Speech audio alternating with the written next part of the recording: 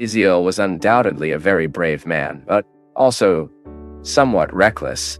Even because of his lack of prudence, he not only lost his own life, but caused developments that ended up extending internal conflicts in Israel and postponing the unification of the Israeli tribes under David. Asahel was one of the sons of Zeruiah, David's sister. Therefore, Asahel was the nephew of Israel's most emblematic king. Although, as I just said, he died before David reigned under a unified kingdom. Asahel was also the brother of Joab and Abishai, two men who became well known in biblical history for their deeds with Israelite forces. And in this video, you will understand everything the Bible says about who Asahel was. Asahel's story is recorded in the Old Testament Bible, Samuel's second book, and also in the first book of Chronicles. The name Asahel means God made, and the biblical text highlights Asahel's courage and agility. He was one of 30 men valantes from David. Therefore, Asahel was a very respected warrior. He is quoted in the first book of Chronicles. Even in a later mention, the biblical chronicler related Asahel as head of a division of 24,000 men in the army of David, in a reference always debated among some scholars. It turns out that, in this reference, which is in the first book of Chronicles, chapter 27, verse 7, the problem here is that Asahel had already died when David became king of all Israel, so some critics see a certain inconsistency. However, a closer study of the biblical text reveals that there is no contradiction. Of course, Asahel had a prominent position among the warriors during the reign of David in Judah. After his death, which occurred before David reigned over all Israel, his son Zebediah was in his place. Thus, then the fact that Asahel's name is related in a position of honor during David's reign in Israel is not a chronological contradiction in biblical history, but most likely a reference to his participation in the army of David, and then a kind of honor that Asahel received posthuma through his son's person as his representative before Israel's army. But undoubtedly, Asahel's highlight in the Bible occurs because of his reckless death. The context in which this happened was the dispute between the supporters of David and the house of Saul.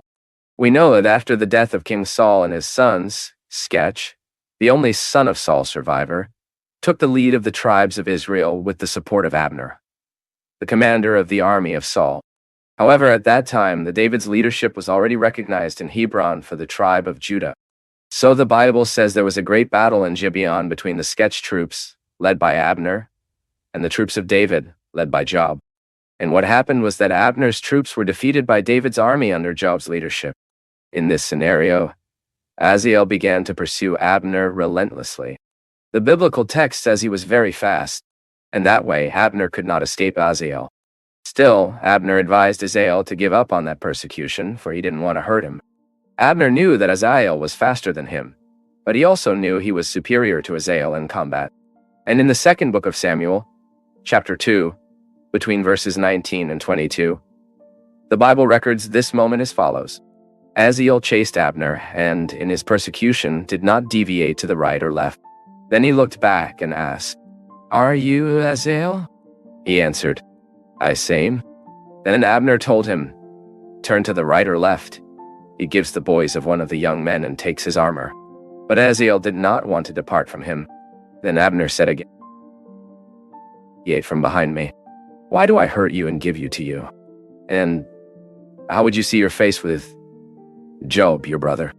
However, the Bible says Asahel did not hear Abner's warnings and continued to pursue him stubbornly. So, without another alternative, Abner had to fight Asahel. Then the biblical writer noted that Abner wounded Asahel with a spear at fifth rib, and the tip of the spear crossed him, and he fell and died in that same place. In this story, Asahel's courage was evident, but also his recklessness in insisting on entering a fight with someone better prepared than him.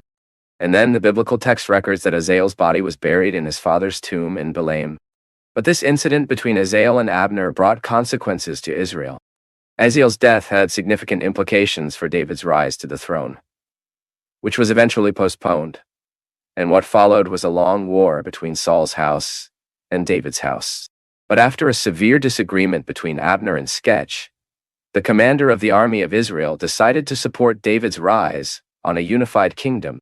However, when Abner finally articulated the union of the nation over David, he ended up losing his own life.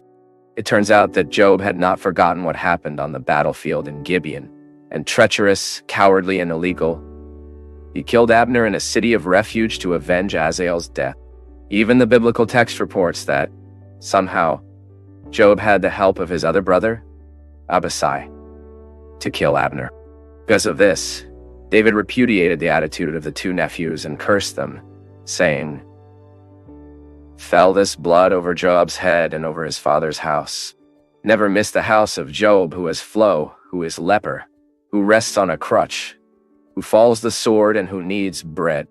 Job, therefore, and his brother Abishai killed Abner for having killed their brother Asahel on the fight in Gibeon.